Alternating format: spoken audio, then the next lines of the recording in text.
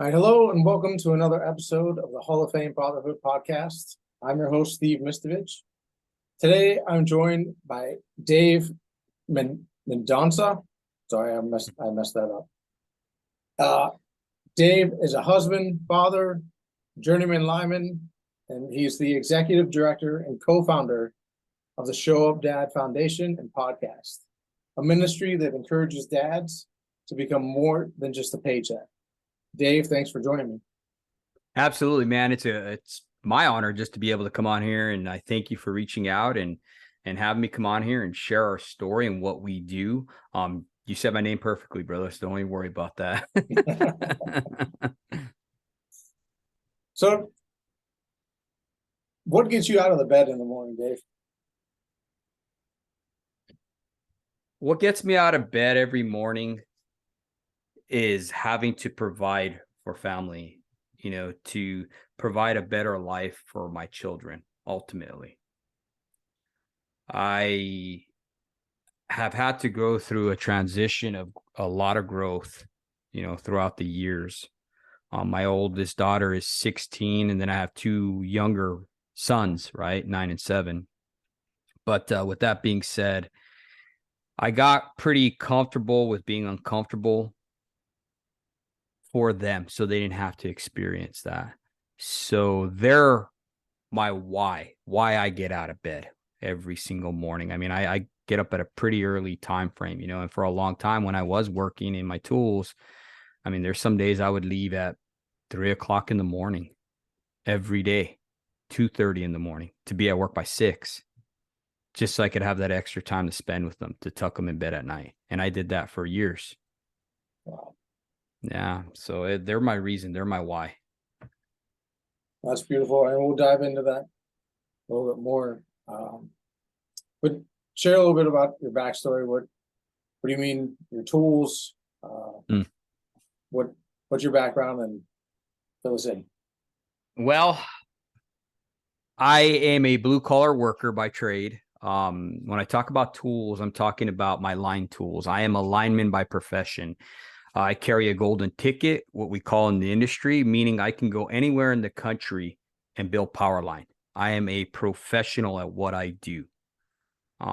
With that being said, it's called me off to major hurricanes, major ice storms, major storms. I've been on everything that you could possibly talk about. I've been called away from home for months at a time. I've had to work out of state for months and years at a time. I think the longest duration I worked out of state was 3 years. So I am no stranger to living and chasing after work and being uncomfortable, like I talked about, you know what I mean? But I did that with the whole mindset of I wanted to provide for my family and give them a better start, a better home, Yeah. So that's my backstory. 17 years, journeyman lineman. Right now, I am an instructor at Cal Nevada JETC, which I help build the next generation. I also run a podcast and an online ministry where I am a pastor, and I deal with everything from mental health to being a better father, to dealing with past traumas, you name it. I mean, addictions, anything that surrounds the blue collar father. I try to implement and get guests on our show to be able to talk about it. I have other fathers come on who are blue collar dads, and they're able to open up and share and gain insight on what it is for them to become a better father, a Hall of Fame father, if you will, you know what I mean? Or Yeah. a show up dad, so that's what I do now. It's taken me to great many places, and I've also had the opportunity to meet a tremendous amount of people that I normally would have never have met, such as yourself. So it's truly a blessing. It truly is. Yeah, I know I work in the utility industry as well, Mm-hmm. in the supply chain side. So essentially, the linemen are my customers. Mm-hmm. I manage the material for a region. So I have a sense of the demand that linemen have put on them, and Mm-hmm. all the various situations and, weather and stuff like that, that they have to endure to keep the lights on. So it's a profession that I have a lot of respect for. My brother was a lineman, other family members in the past were linemen. So it's a very, something to take great pride in. And I don't think it gets recognized as much as maybe it should. I agree 100%. I think we're the unsung heroes. No one knows what a lineman is until their power goes out.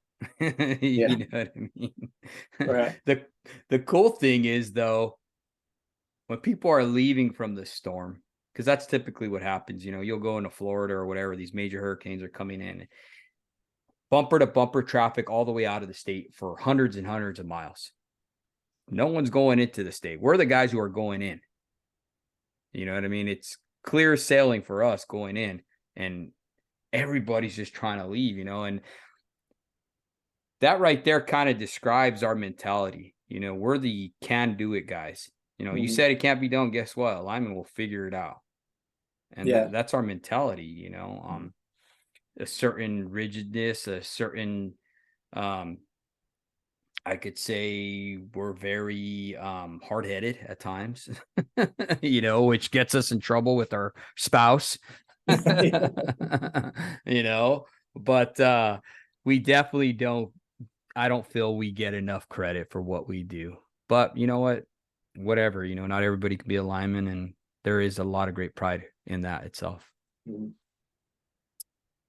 So tell me, how did you balance the travel, the working and all that, and raising a family?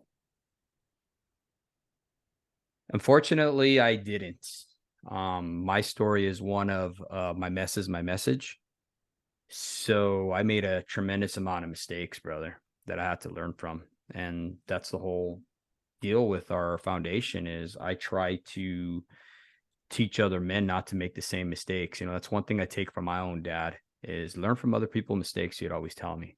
And I had to learn from my own mistakes, and hopefully I can share that to all the others, but one of the biggest things I've seen that I had to learn to balance life and on the road and stuff like that is whenever your dream becomes your spouse's nightmare, that's when you need to reassess the dream. And unfortunately, I didn't do that, and I had to pay with the repercussions for that.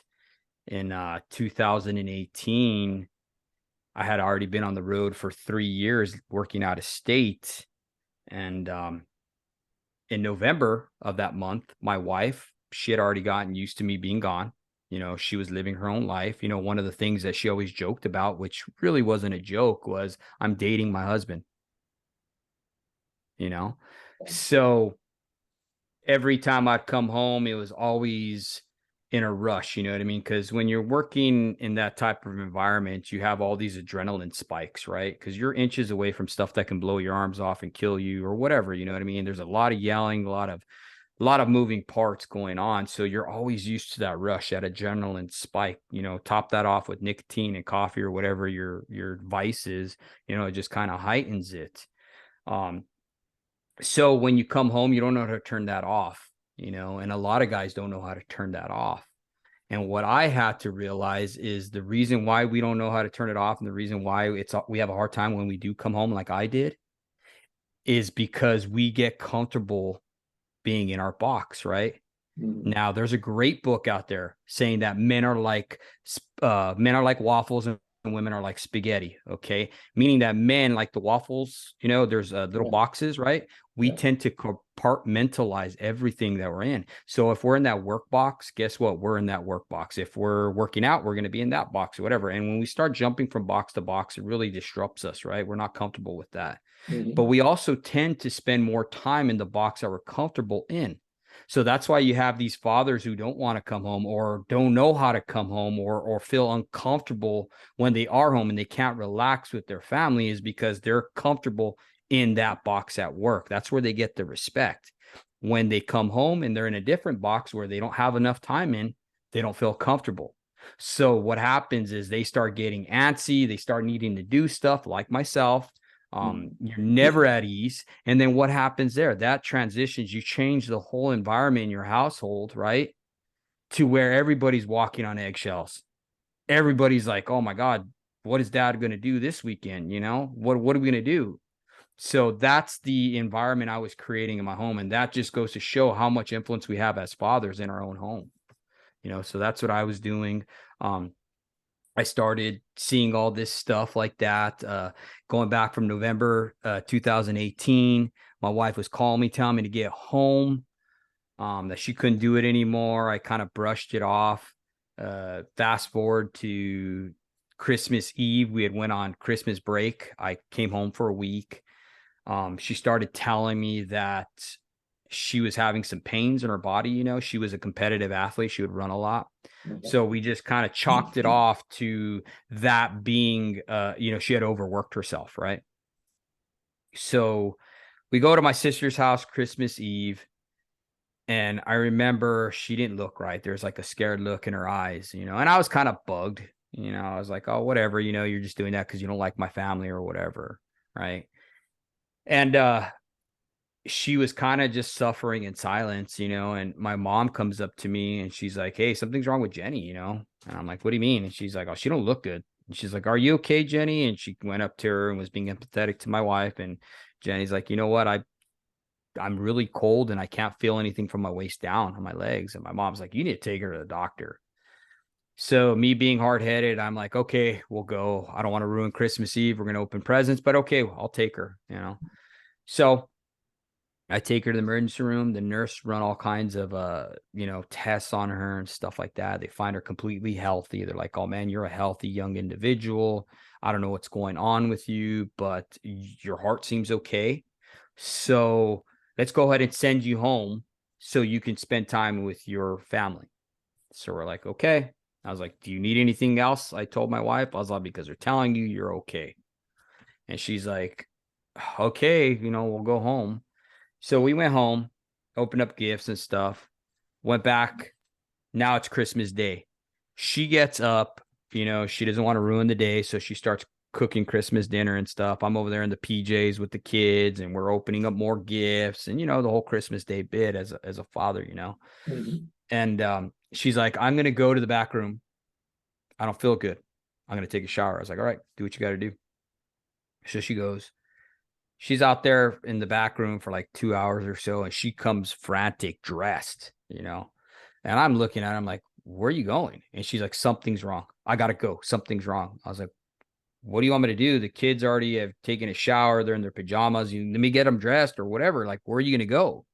She's like, no, I called the doctor. The doctor said not to bring them because RSV, I guess, was going on around the time and people were getting really sick. She's like, oh, so don't bring any of the kids to the hospital. I'm going to go. I'll check myself in and then I'll let you know what's going on. I was like, okay. So I'm sitting there at the house with my kids. I brushed their teeth.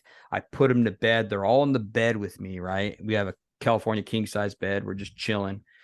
And then I get this call, dude, at like 2:30 in the morning from the charge nurse. And they're like, hey, man, your wife, her heart just stopped. They're trying to intubate her. We just want to let you know just in case you need to get down here. And Wow.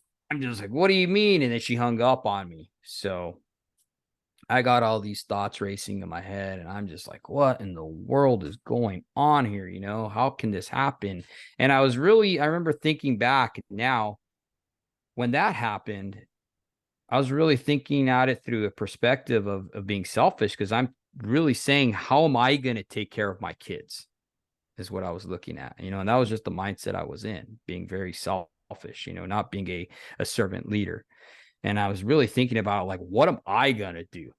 You know, if this lady's gone, if my wife, my spouse, my love is gone. Right. Mhm. And it was very, very messed up, you know, and I remember thinking that and, you know, it just started us on this big old journey where she had contacted Lyme and we're trying to get her fixed because no one knew how to help her at all. You know, we've been dealing with that for about, I want to say 6 years now, 5 years now. We've been dealing with her health journey. So that was kind of like the catalyst to get me home, because I couldn't go to work anymore out of state. I had to be home. Yeah. So being home and helping her to try to recover and going through this process, and then just seeing how my kids were very, very afraid of me. You know what I mean? They were not used to me being home. I felt like a fish out of water. I was uncomfortable, like I talked about, because I hadn't spent enough time at home. Mhm. And just feeling like I was just failing as a father. That's what really changed my whole perspective of being on the road, and started this whole journey of what we do, you know. What were some of the behaviors or actions towards you that told you, like, was it just over time the way your kids were treating you, or was there like an instant that it like hit you like, oh my God, like what have I done, or what's wrong? Well, I mean, it goes back to like even like high school, right? No one wants to hang out with the guy who is militant, or who barks orders or anything like that, right? You don't want to hang out with someone who's not cool. And when I say cool, I mean someone who's not mean, right? And Mm. that's the feeling I got with them. They didn't want to hang out with daddy. In fact, some of the questions that my kids were asking mama were, when is dad going back to work? Because they themselves had a schedule too when daddy was gone. Mm. So when I would come home, I'd disrupt everything, because now I wanted to put him on a schedule. But it's like, man, my wife already had him on a schedule. Now daddy's home and he's disrupting everything, right? So that was one of the biggest transitions there for me, is feeling disrespected, because I didn't even know what respect was, right? But I felt disrespected, like they weren't listening to me. So then all comes, what happens when you feel disrespected, right? Now you start barking orders. Now you start telling them what to do. Now you start kind of yelling. I would start yelling at them. You're gonna do what I say. This is my house. I'm the boss. Yada yada, right? Yeah. Which is totally wrong. But that's, when you're in that situation, you fall back to what you're taught. And that's what I saw in my own household as well. Very militant, unloving. You're going to do what you're told. And this is my house, and Don't ask yada, yada. questions. Don't Yeah. ask questions. Don't cry. I'll give you something to cry about. And Mhm. that type of household. And that's what I started referring back to, because at the end of the day, dude, none of us were ever given a blueprint on how to be a father. So we fall back on what we were shown. Mhm.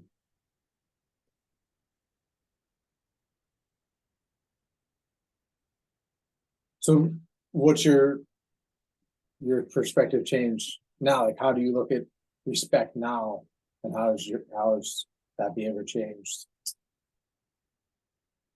So that's a good question. I had in where I learned this is I was going through counseling with my wife, and I would always tell her, my wife, or the counselor, I was like, man, she don't respect me. She don't respect me. And the counselor said, okay, that's good. But let me ask you this. What is respect? I had no idea. And when I ask other fathers that, or husbands, I should say, what does respect look like to you? They can't answer. So to what I've found out, what respect to me is someone respecting my boundaries within the marriage, within our relationship, right? To where they know not to cross those boundaries out of respect, because they know that that's a level that I have already set for myself. And if they love you enough, they're not going to want to cross those boundaries, right? Mm. So to me, that's showing respect. When someone puts down something and says, hey man, I love you, but this is what I need in order to be safe in the relationship or whatever. When that person doesn't cross that, to me, that's respect. They love you enough not to do that. So, so I'm thinking about, like, in relationship to Mhm. our kids. Like, I know there's times where my little one, especially, he pushes back and he yells. And he says, "I'm not doing this. I'm not doing that." Mhm.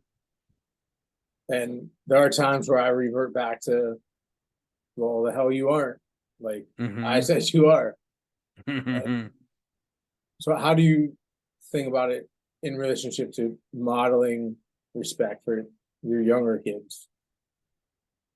Well, our kids watch us, right? We both agree on that. So the way they respond to a certain situation or to change, because that's what it is what they've been shown. So immediately, if I see my kid acting like that, then I got to understand that, man, I must be modeling that. They're emulating what I've done. So immediately that brings to perspective for me to change my whole concept and how I'm speaking to them. You know what I'm saying? Mm. But without that self-awareness, it'll never happen. You got to be self-aware. You got to know, right? And always be thinking in the back of your head, okay, that kid's emulating me. They got that from me. I'm showing them that. So now is a perfect example, and this is a perfect time for me to emulate something different to them so they can see. It's like with everything, dude. They watch everything we do, how we respond to our wife. If we're arguing with our wife, that's how they're going to start handling situations, right? If you're consistently stressed at work, right? You come home, you pop a top, you relax, and that's how you deal with stress. The kids can feel everything. So if they know daddy's stressed, they can feel it. And then they see daddy popping a beer or doing whatever he does, smoking 1,000 cigarettes or whatever. They're going to associate that's how you deal with this feeling, right? And they're going to want to do the same things. So I think it's important for us to be model the change that we want to see, right? Yeah. So that's how I deal with them when I feel like I feel like I'm being disrespected or whatever. And another thing too, like with my teenage daughter, okay, prime example. If she starts speaking louder than me, and then I start speaking louder, and because we both want to be heard, someone's got to be the adult. Right. And then that's when I have to tone it down a notch, because at the end of the day, they're still children. They're still our kids. And someone's got to be the adult in that situation. Yeah. It's tough to regulate our emotions. I'm 41. Like I still haven't mastered that. So to expect my 6-year-old, he's just beginning. So it's a false expectation, Yeah. I like that a lot though. When you think about it, it's like, man, someone's got to be the adult and you got to do the adult thing. Right. Yeah. You got to break the cycle. It just goes around and around. So like speaking of yelling, and if I'm not mistaken, you said you have 2 boys. You have an older daughter and 2 boys. And so I came across this post that I want to read. It just really hit home for me. And so it says, men my age grew up with our intensity being suppressed and shamed from all angles. Feminists wanted us safe. Most churches wanted us docile, and our peers didn't want us to try too hard. We were taught that a man stuffs down the intensity of emotions as some bastardized version of stoicism. We were made to believe that the highest moral was making other people feel good and safe, and that our intensity was a threat to that. We internalized the belief that looking like we were putting any real effort into anything was for posers and tryhards. That the most aloof and indifferent guy was the best one. So we learned to fear our intensity, to see it as immoral, arrogant, pathetic, desperate, aggressive, and even evil. We were shown men who didn't control their intensity and then tricked into thinking the only control was suffocation. So it ends with this. It says, time to bring intensity back into my life. Time to take it out of the shadow. Time to partner with it instead of fearing it. Time to point it at a grand, righteous goal rather than caging it away and playing small. But I don't know if you've come across Tanner Guzy. That's who wrote it. And really just hit home for me As you know, I fell into the, you know, aloof, didn't want to try too hard category amongst others, but like thinking about raising our boys, you know, I see that now, you know, parents suffocating that intensity the boys bring to the table. I was just interested to get your thoughts and perspective on this. I think it's case by case basis. I grew up, you know, my background, you know, growing up on a farm on a ranch, you know, hunting, fishing, pretty rambunctious, me and my younger brother, dealing with cows and bucking hay and all that stuff. So for me, that intensity has always been there. For me, I see it in my kids as well, that hard work ethic, because we model that and everything like that and everything we do. So for me, it's toning that down. I don't have a problem with emulating being a man or anything like that. You know what I mean? Where, you know, I know there's a lot of guys out there that are actually paying for programs for them to beat the hell out of them so they can feel more like a man. You know, we see it all the time through Navy SEAL training and stuff like that, you know. So I think that's good for guys who don't have that. But for guys like myself, I needed to gain emotional intelligence. And that's what I'm trying to show my children as well, because you can be hard. You know what I mean? There was a saying when I was in the military, if you're going to be dumb, you better well be hard. You know what I'm saying? So I know how it is to be hard. And I have to work on that gentler side to tone it down. And you always got to try to find that balance, because if you don't have the balance and you're too lopsided on both ends, you could either be passive or too aggressive.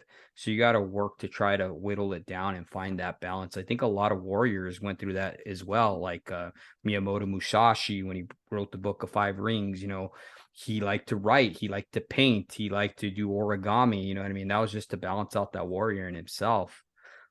I find that as well with myself.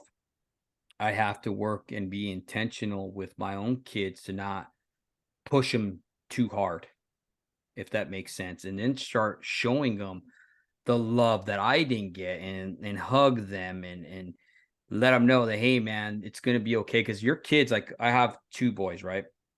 My youngest boy, he watches everything I do. I arm wrestle. Okay. So he sees me arm wrestling. That's all he wants to do. He's working his rise. He's working his cup. He's doing all this different stuff because he sees daddy do it. He's always talking about abs, all this different stuff. Now, my older boy, my redhead, he's tough. He just knows he's tough. He doesn't have to work out and do all that stuff, right? He loves to read. He's very articulate. He wants to know the reason why behind everything. So I got to be careful on how I deal with both of them, because if I'm too harsh on the redhead and you got to be like your brother, you got to work out, let's make you manly and all that stuff, it completely shuts him down. He will shut down. He will stop talking, everything, right? Whereas the other one, the one that's already working out and stuff like that, I got to show him, because he's so rough, I got to touch him and tell him, hey son, it's okay, and you need a hug, it's okay to cry and all that stuff, because he's got this really rough exterior. So yeah, I think it's just being intentional and just really knowing your kids, you know, and what they need at that moment, because each kid's going to need something different. You know, you can't just like put them in a box, I guess I should say, you know. Yeah, no, I like that. I guess coming into it, like I was looking for like that archetypal answer, and it's not. You know, most things in this life aren't that. So no, that's a great answer. So let's go to your relationship with your father and what he modeled, and I'll just ask, you know, what's the greatest lesson that your father taught you? My father taught me a lot of great lessons. A lot of great sayings. You know, he had tremendous amount of sayings that I use all the time, right? And one of the sayings, like I told you earlier, is learn from other people's mistakes. That was one saying he always told me, you know. And another one too is he'd always tell me, don't you want to see what's on the other side of that mountain? Mm. You know, he had this exploratory thing about him. And I think that came from him being married real young. He was married at 17. He had twin daughters, my older sisters, with my mom, which was 16 at the time. Okay, so he had to become a man early. You know, this is during Vietnam and stuff like that, where they're doing the draft. And so he had to become a man quick, right? And during a time where everybody's looking down at just leave her and you go to Vietnam and do all this stuff. And, you know, you don't got to be a father and all this stuff. He chose to stick it out, and he chose to be a husband and a provider for her. Now, did they do it right? Absolutely not. You know, my dad left his home when he was 15. Okay. His dad was a cattle rancher, him and his brothers.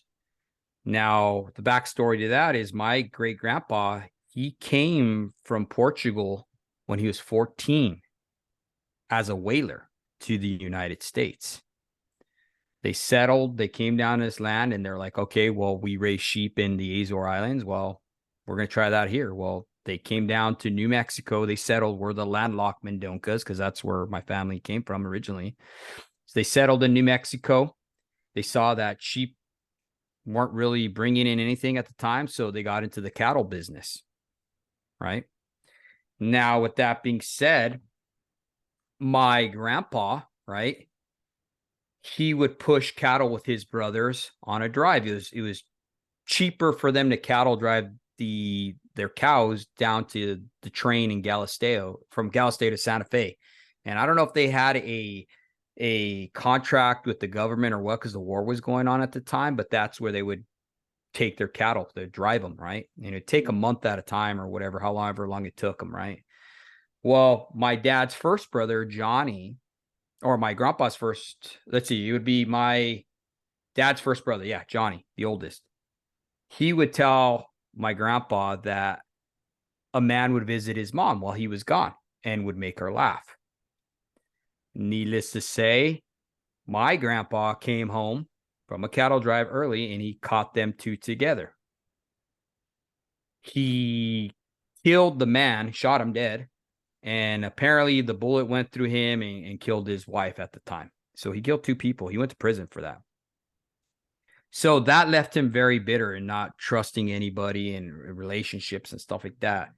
So what happened? That man went ahead and married my grandma. Okay. She was from Spain. Her family was very into politics in Santa Fe. And she came from a very good family, but she met him at a dude ranch. At that time, he had finally got out of prison. He had sold all his inheritance. He didn't want nothing to do with the ranch anymore. He just wanted to live the life of spending his money on booze and women. And, you know, he would break horses at this dude ranch.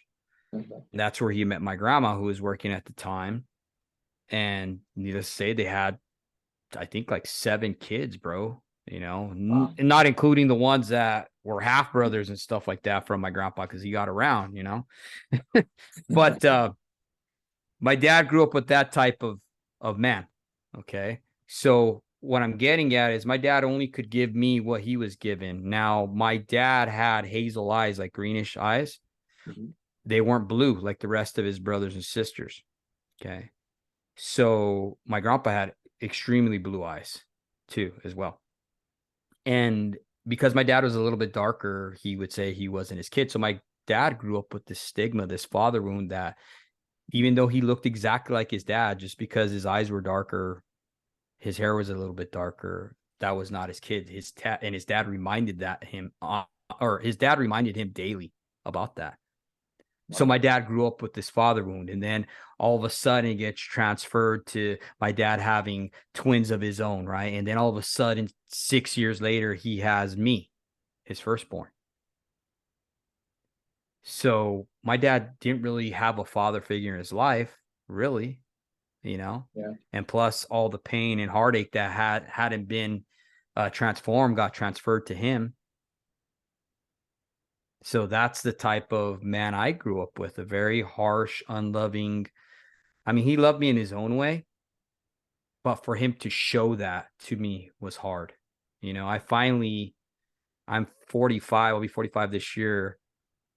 After 42 years, man, I finally heard my father finally tell me he loved me and he was proud of me. That's you. So, yeah, so that was very hard, you know. And like I say, when I deal with men who, when you ask them about their relationship with their father, it's hard on them if they had one, you know what I mean? Because you can have a father that's present, but doesn't mean he's present, you know what I mean? Yeah. And 100%. unfortunately, they could only give us what they were given. You know, I can't ask for $20 out of something that my dad only has $5 in, you know what I mean? And that's how he operated. And the journey for me to start doing the change and stuff like that, because I was carrying that right into my own relationship with my own wife and my own kids, that harshness, was having to deal with the root of it. Okay. In order to destroy the tree, you got to destroy its roots, right? Because the fruit of it that's coming out of it is toxic. And that's what I was doing in my own family. So I had to be the one who stood up in the gap to stop that generational curse from going on and on and on. You know, and that's where my work came in, my own personal self journey. And I had to stop it for my own family. And I was already going down that route as well, you know? Mhm. Yeah, I feel like that's the work of our generation. Mm-hmm. It's because and there's so much changing. I know, like we talked mentioned before we got on. Mm-hmm. Uh, there's so much changing, and from all appearances, you know, the family unit is falling apart.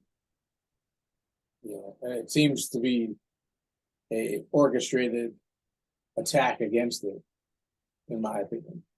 Absolutely. And I think that's one thing that I hope to do here Mm-hmm. is to help fathers realize the importance of their role in building a strong family.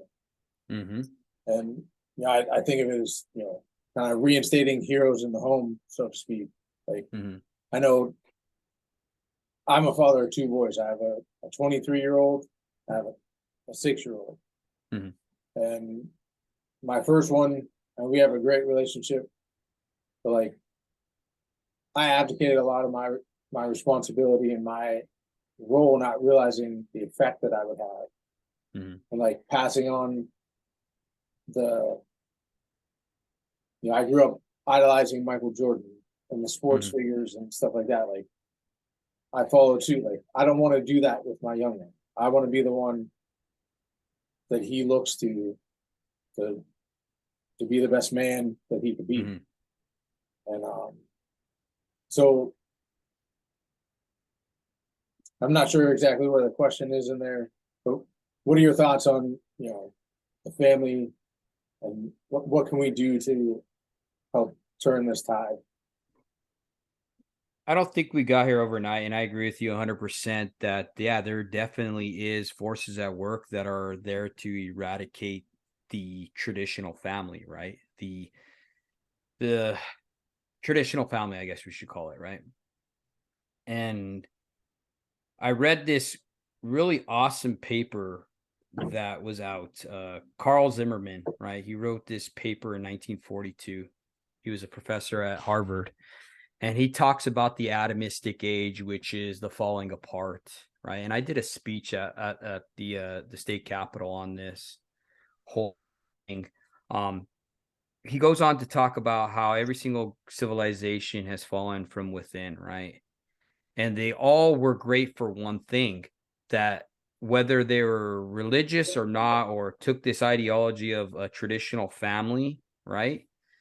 That's what they carried in their society, and that was the number one thing that made their society great, is you had the father, the mother, and the children, right? And that's why they were great.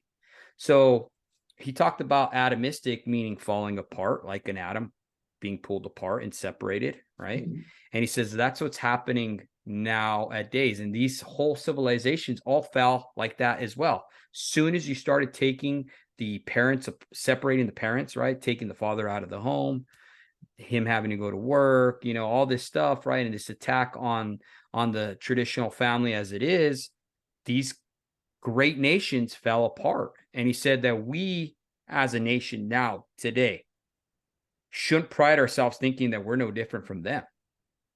And that's what you're seeing. I mean, even with the Industrial Revolution, what happened, dude? Before that, you had a father and his son. His son was raised by the wife, right? While the dad worked. When he came to that age where he could become an apprentice, he went with the dad to learn the family trade. And during that time, since we're very spatial as men and we're using our hands, we're able to open up conversations about these other aspects, about girls, about life, about ideas and dreams and stuff like that, right? With our sons, it was so much more than just learning a trade, right? It was an ability for us to connect with our sons on a personal level.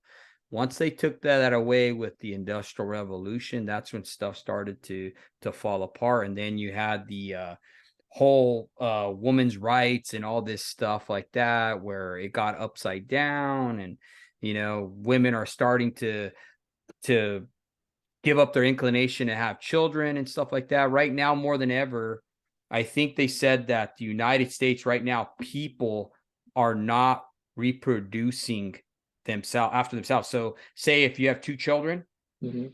all you're doing is replacing you and your spouse. You're Right. not being fruitful and multiplying. Yeah.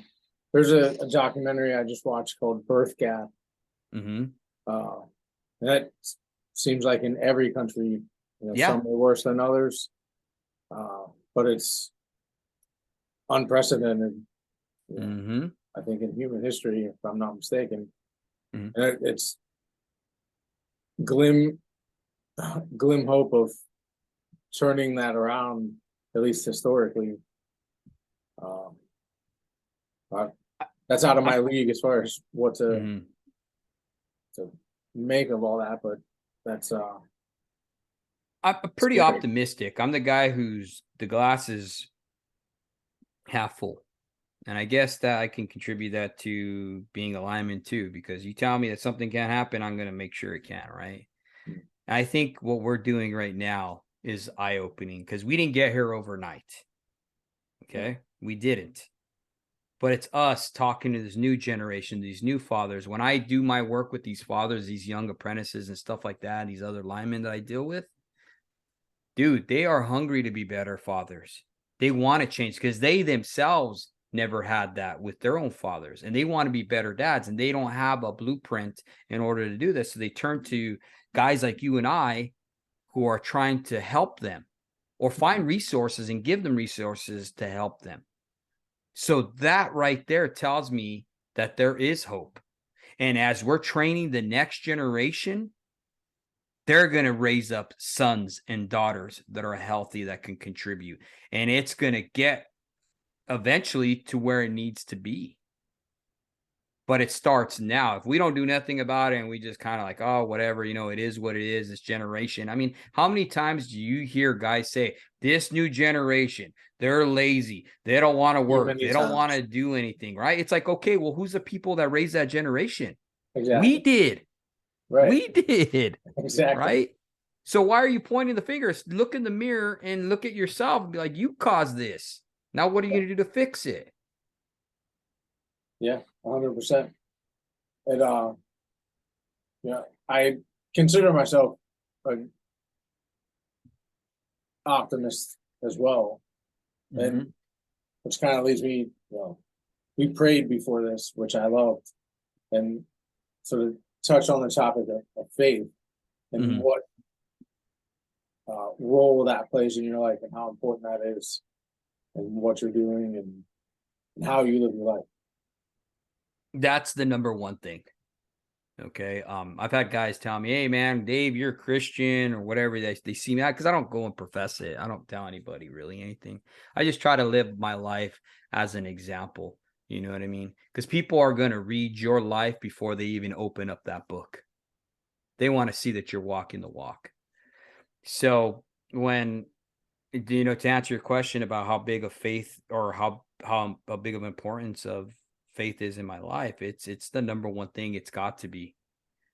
I have these men who always ask me about, I don't want to become a Christian because they're hypocrites and blah, blah, blah. And I'm like, dude, you know the difference between you and I? And they're like, what? And I'm like, dude, I'm big enough to say I need help. I'm a mess. And I need that book. I need God's sovereign grace. I need Jesus Christ in my life to help me. Because right now you'd have a black eye. You know, you know what I mean? I try to explain to him that, and it's the honest truth. I need that Bible. I need that word. I need that moral compass. Because right now there's a lot of uncertainty around. There's a lot of people that have lost hope. I mean, look at California. They're saying that where we're at right now, they're saying that another million people are leaving. Wow. Yeah. There's another million people that are going to be leaving. And why did they leave? They left because they lost hope. And what did God do? He brought me into this place, which I said I'd never come back. I left 20 years ago. And now I'm coming back here to restore hope. I'm on the front lines helping out these men and women to have better families. That's awesome.